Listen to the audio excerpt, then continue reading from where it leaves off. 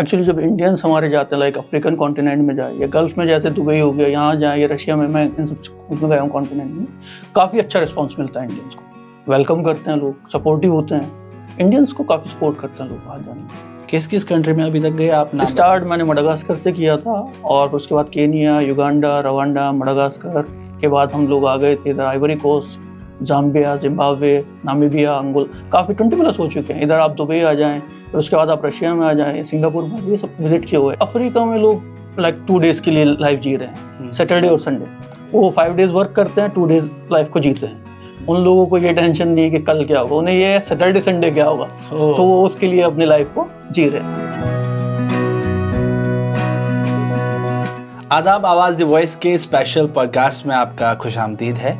आज मेरे मेहमान हैं बशर आलम, जो कि एक एंटरप्रेन्योर हैं।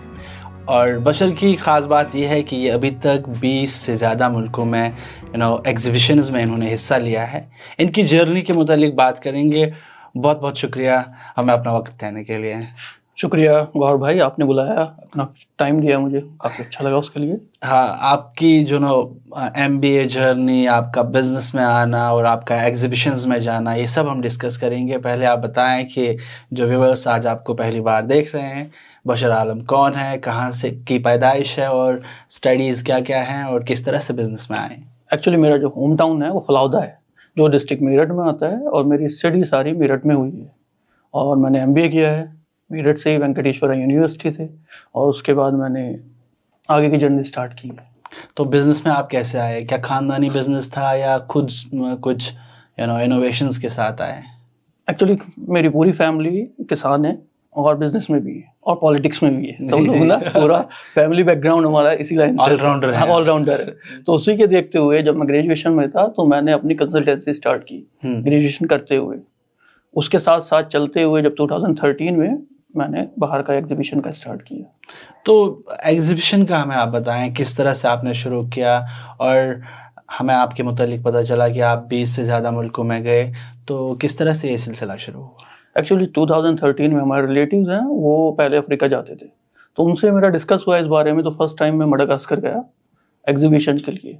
वहाँ पर लैंग्वेज भी डिफरेंट थी, वहाँ फ्रेंच होती है, अपना इंग्लिश ही बोल सकते हैं। बिल्कुल। तो वहाँ पे स्टार्टिंग गए तो लगा जाकर के हाँ अच्छा है, स्टार्ट करना चाहिए। तो मेरी जर्नी स्टार्ट होती है 2013 से मडागास्कर में। देखिए, अब हम आपकी जर्नी को फर्दर डिस्कस करेंगे, लेकिन आपने MBA किया है और बिज़नेस के मुतालिक अगर हम बात करेंगे तो आज के दौर में काफ़ी सारे स्टार्टअप्स होते हैं, तो आप उनको किस तरह से देखते हैं? एक्चुअली आज के टाइम में लोग बहुत ज़्यादा जल्दबाजी कर रहे हैं स्टार्टअप करने के लिए। वो फोकस नहीं कर रहे हैं कि फ्यूचर में क्या चीज़ सही रहेगी, कौन सा प्रोडक्ट सही रहेगा, बट वो क्या है, स्टार्ट करने का रहता है। अगर आप पूरा R&D करने के बाद स्टार्ट कर रहे हैं तो अच्छा रहता है स्टार्ट। की पॉइंट्स क्या होने चाहिए जब कोई इंसान किसी कंपनी का किसी मतलब चीज़ को मार्केट में लाने का सोच रहा हो, उसको क्या चीज़ें याद रखनी चाहिए? सबसे मेन चीज़ है प्रोडक्ट आप क्या लेके आने वाले हैं जी, डिमांड क्या है मार्केट की। जब तक आपको ये कंफर्म नहीं होगा क्या डिमांड है और क्या प्रोडक्ट आप लॉन्च कर रहे हैं, जब तक आप नहीं सेटल हो पाएंगे। किसी भी इंडस्ट्री में आप जाएंगे, आप सेटल नहीं हो पाएंगे। आपने जब अपनी जर्नी स्टार्ट की तो किस तरह की पहली डील जो आपने की, क्या सेटिस्फेक्शन थी और क्या एहसास थे तब? एक्चुअली जब मैं फर्स्ट टाइम मडागास्कर गया तो वहाँ पर मेरा अपना एक्चुअली इलेक्ट्रॉनिक्स का था, किचन अप्लायंसेज में जी। तो जब हम वहाँ लेकर आए, सबसे मेन चीज़ जो वहाँ चैलेंजिंग थी, वहाँ पर लैंग्वेज की प्रॉब्लम आ रही थी। तो वहाँ पर मैंने फिर हायर किया ट्रांसलेटर को। तो स्टार्टिंग के लाइक 4-5 डेज कुछ समझ नहीं आ रहा था, क्या चल रहा है, क्या हो रहा है, सब सिर से जा रहा था, क्योंकि वो फ्रेंच बोल रहे थे और वहाँ इंग्लिश नहीं है बिल्कुल भी। और ट्रांसलेटर जब 4 डेज के बाद हमने हायर किया तो उसके बाद पता चला कि हाँ क्या चीज़ उनकी डिमांड है। हाँ, चैलेंजिंग आई, फर्स्ट टाइम फेल हुए, उसके बाद नेक्स्ट टाइम ट्राई किया कि क्या डिमांड है, क्या चीज़ करना चाहिए, वो करके जब मैं केनिया वापस आया। आप कितने साल से बिजनेस लाइन में हैं?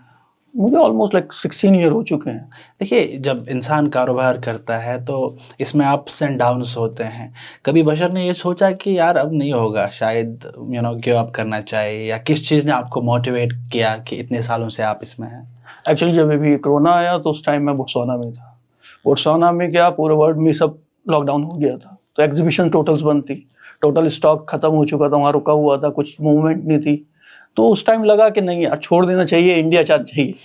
लाइफ में होता है बहुत ज़्यादा एकदम डाउन फॉल गया, बट वहाँ काफ़ी लोगों को देखा, वो हमसे भी ज़्यादा परेशान थे, लॉस में जा रहे थे। जब वो लोग खड़े हुए थे तो उन्हें देखकर एक हिम्मत मिली कि नहीं, अभी रुकना चाहिए और स्टार्ट करना चाहिए। तो उसको लेकर मैं फिर आगे बढ़ा। तो ऐसा होता है ना, जब आप लॉस में हैं या आप जब बिजनेस में अच्छा नहीं जा रहा है, सब कोई ऐसा बंदा होता है, फ्रेंड होता है, घर का कोई, आपके लिए कौन था वो? फादर। हाँ, फादर। क्या क्या कॉन्वर्सेशंस रहती थी? एक्चुअली मेरी जब भी फादर से बात होती थी वो बोलते कोई प्रॉब्लम नहीं है, कंटिन्यू करो, हो जाएगा, एक दिन हो जाएगा, अभी डर के भागोगे आगे कैसे करोगे? तो प्रॉब्लम को फेस करो, चीजें क्लियर हो जाएंगी आगे जाकर। तो हमें आप बताएं कि एग्जीबिशंस क्या होते हैं और कितने मुल्कों में आप गए हैं, किस किस मुल्क ने आपको बड़ा अच्छा रिस्पांस दिया, और जब कोई इंडियन दूसरे मुल्क में जाता है जहां आप गए तो कैसा रिस्पांस, कैसा वेलकम होता है? एक्चुअली जब इंडियंस हमारे जाते हैं, लाइक अफ्रीकन कॉन्टिनेंट में जाए या गल्फ में, जैसे दुबई हो गया, यहाँ जाए या रशिया में, मैं इन सब उसमें गया हूँ कॉन्टिनेंट में, काफ़ी अच्छा रिस्पांस मिलता है इंडियंस को, वेलकम करते हैं लोग, सपोर्टिव होते हैं, इंडियंस को काफ़ी सपोर्ट करते हैं लोग बाहर जाने में। और एग्जीबिशंस क्या होता है, ऐसा होता है वहाँ पे डिफरेंट कंट्रीज़ के लोग आते हैं जो अपनी कंट्रीज़ के प्रोडक्ट सेल आउट करते हैं वहाँ पर। तो ऐसे ही हम इंडिया से भी काफ़ी कुछ लेकर गए थे, तो वो चीज़ सेल आउट होती है। अभी ऑनलाइन का ज़माना चल रहा है, तो जो ट्रेडिशनल मार्केटिंग है वो धीरे धीरे अब ख़त्म होती जा रही है, तो आप इन दोनों को कैसे एक्सप्लेन करोगे? एक्चुअली क्या होता है, ऑनलाइन ने काफ़ी ज़्यादा बिजनेस को इफेक्ट तो किया है, बट मेन चीज़ क्या होती है आज के टाइम में, जो लोग ऑनलाइन के ऊपर बैठे हुए हैं वो ऑफलाइन में जाना पसंद नहीं करते, लेजी हो गए हैं। तो उसके रिगार्डिंग ही ये एग्जीबिशन चलती हैं जो डिफरेंट कंट्रीज में हर चीज़ पहुंचा पाती हैं, तो इसलिए आजकल ये भी ठीक है। तो जब आप एग्जीबिशन में जाते हैं तो मोस्टली लोग क्या प्रेफर करते हैं, लाइक वो आपको आपके ओरिजिन के मुतालिक जानना चाहते हैं कि कहाँ से आप आए हैं, ऐसा कुछ होता है? राइट, बिल्कुल ऐसा ही होता है। अगर आप किसी भी कंट्रीज में जा रहे हैं तो वो आपको देखकर, लाइक इंडियंस है तो वो इंडियंस प्रोडक्ट को प्रेफर करेंगे। ऐसा नहीं कि मैं इंडिया से हूँ और मैं चाइनीज प्रोडक्ट सेल करूँगा, वो पसंद नहीं करेंगे, वो चाहिए उनको इंडियन। अगर आप इंडिया से हैं तो आपका इंडियन प्रोडक्ट्स होना चाहिए, कुछ भी आप है तो आपका इंडिया यहाँ से लेके जाते हैं? बिल्कुल इंडिया से जाते हैं। हैं। क्या प्रोसेस रहता है? लाइक यहाँ से आपका स्टार्टिंग में आपको बुक करने पड़ते हैं कंटेनर्स, जो भी जिस तरह भी जिस वे में भी आपको भेजना है जी, ड्यूटी पे करनी होती है, उसके बाद क्लियर करके आप भेज देते हैं समंदर के जी। कैसे आप बाई सी भी जाता है, क्या रूटीन रहता है, लाइक किस तरह से आप, लाइक अगर आप बाई सी भेज रहे हैं तो उसमें आपको 14 डेज मिनिमम लगता है, अगर आप दुबई साइड भेज रहे हैं, और अगर आप भेज रहे हैं अफ्रीका कॉन्टिनेंट में कहीं तो मैक्सिमम 40 डेज में आपका कंटेनर डिलीवर हो जाता है। बाई एयर में होता है लाइक 3 to 4 डेज का टाइम होता है, और मैक्सिमम 7 डेज में आपको मिल जाता है, पर थोड़ा एक्सपेंसिव होता है बाई एयर। तो आप क्या ऑनलाइन प्रेफर करते हैं इस काम को, कि मतलब क्या आपके पास ऑनलाइन ऑर्डर्स आते हैं कि आप एग्जीबिशंस में ही जाते हैं? नहीं, ऑनलाइन ऑर्डर हमें मिलते रहते हैं, क्योंकि जब हम एग्जीबिशंस में जाते हैं तो वहाँ पर हमारा रिटेल का रहता है, पर हमारा टारगेट होता है वहाँ पे होलसेल के लिए डील करना, जिस कंट्री में हम जा रहे हैं कि इंडिया का प्रोडक्ट ज़्यादा से ज़्यादा सेल हो। किस किस कंट्री में अभी तक गए आप? स्टार्ट मैंने मडागास्कर से किया था, और उसके बाद केनिया, युगांडा, रवांडा, मडागास्कर के बाद हम लोग आ गए थे इधर Ivory Coast, Zambia, Zimbabwe, Namibia, Angola, काफ़ी 20+ हो चुके हैं। इधर आप दुबई आ जाएं, फिर उसके बाद आप रशिया में आ जाएं, सिंगापुर में, ये सब विजिट किया हुआ है। इधर नेपाल विजिट किया हुआ है। ज़्यादा लोग कहाँ, मतलब पैसे वाले लोग कहाँ आपने पाए जो मतलब खर्च करते हैं? अफ्रीका में लोग लाइक 2 डेज के लिए लाइफ जी रहे हैं, सैटरडे और संडे, वो 5 डेज वर्क करते हैं, 2 डेज लाइफ को जीते हैं। उन लोगों को ये टेंशन नहीं है कि कल क्या होगा, उन्हें ये सैटरडे संडे क्या होगा, तो वो उसके लिए अपनी लाइफ को जी रहे हैं। क्या स्टोरी होती है like Saturday Sunday? Saturday Sunday actually क्या होता है, वहाँ पर नाइट लाइफ का बहुत ज्यादा है अफ्रीका में, तो सैटरडे वो सब लोग क्लबिंग करते हैं, और नेक्स्ट डे सब लोग चर्च में होते हैं। लाइक जो किया उसको माफी भी करा लेनी है। शॉपिंग किस दिन करते हैं? वो मेनली आते हैं फ्राइडे इवनिंग में, फ्राइडे इवनिंग और सैटरडे डे में फुल शॉपिंग करते हैं। तो कोविड का आपने जिक्र किया कि कोविड में आप लो बिजनेस का लॉस चल रहा था, ऐसी कहानी थी, तो कोई ऐसी कहानी जो आप हमारे साथ शेयर करना चाहोगे? जी बिल्कुल। उस टाइम एक्चुअली जब सब, मैं बता ही रहा था आपको, सब चीज़ रुक चुकी थी, तो हुआ क्या कि मैं खुद इंडिया आने के लिए ट्राई कर रहा था। उस टाइम काफ़ी प्रॉब्लम फेस करनी पड़ रही थी, मेरा जो सारा स्टॉक था वो सब कंट्रीज में लॉक हो चुका था, कहीं मूवमेंट्स का कोई इरादा नहीं था। मैंने अपने फादर से भी बात की तो वो बोलते हैं कि इंडिया आ जाओ, कोई प्रॉब्लम नहीं है।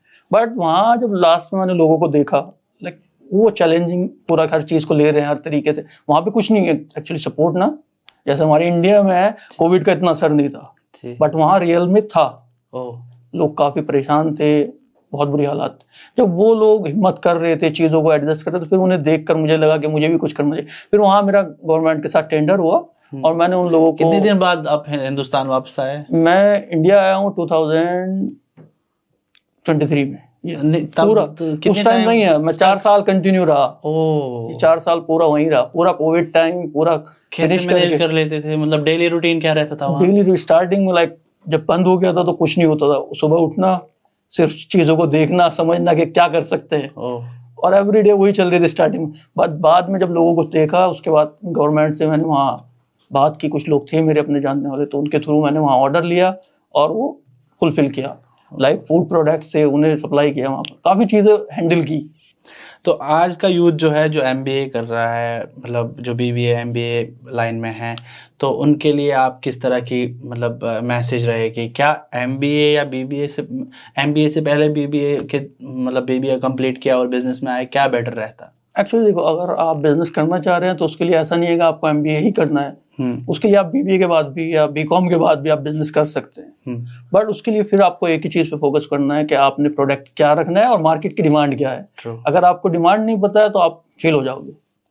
तो इंसान जब एक कंपनी ओन करता है, एक कंपनी बनाने के लिए क्या कुछ करना पड़ता है, किन प्रोसेस से गुजरना पड़ता है? एक्चुअली कंपनी बनाने के लिए इंडिया में अगर आप लोगे तो काफी ज्यादा डॉक्यूमेंटेशन है, ठीक है। सबसे पहले आपको जीएसटी रजिस्टर्ड कराना है, आपको ऑफिस डाल, ये सारे प्रोसेस आप करोगे, देखो लीगली करना चाहिए। इलीगल करोगे आप 2 दिन कमाओगे, उसके बाद बंद हो जाएगा, तो उसमें फायदा नहीं है। तो स्टार्टिंग में आपको क्या रखना है कि आप पूरा प्रोसेस लीगली लेकर चलें। एक बार आप लीगली लेकर जाएंगे तो चीजें आपके आगे लिए आसान हो जाएंगी आगे जाकर। बिजनेस में लिंक्स इंपॉर्टेंट कितने हैं?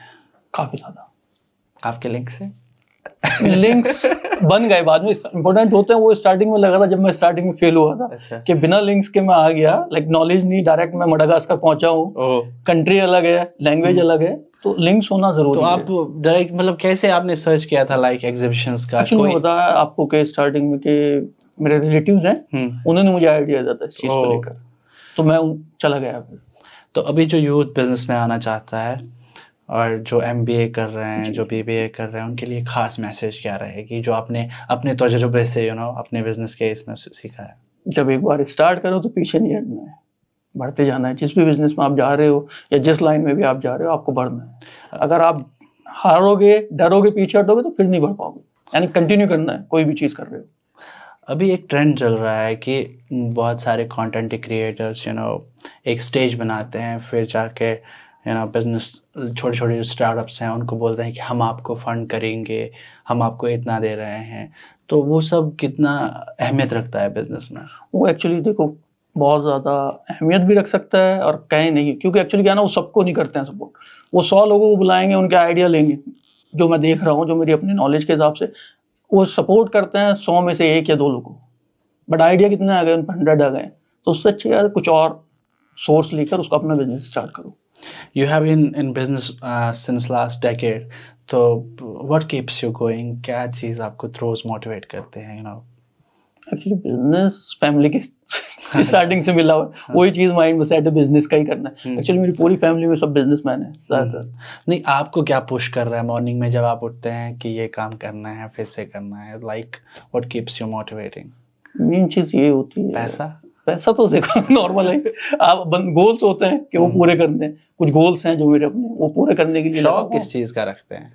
शौक मुझे सिर्फ क्रिकेट का है, और कोई शौक नहीं है। अच्छा, क्रिकेट में किसको पसंद करते हैं? विराट कोहली। विराट कोहली को। बॉलर्स में? बॉलर्स में अपने जहीर खान थे। अच्छा, अभी फिलहाल है नहीं वो।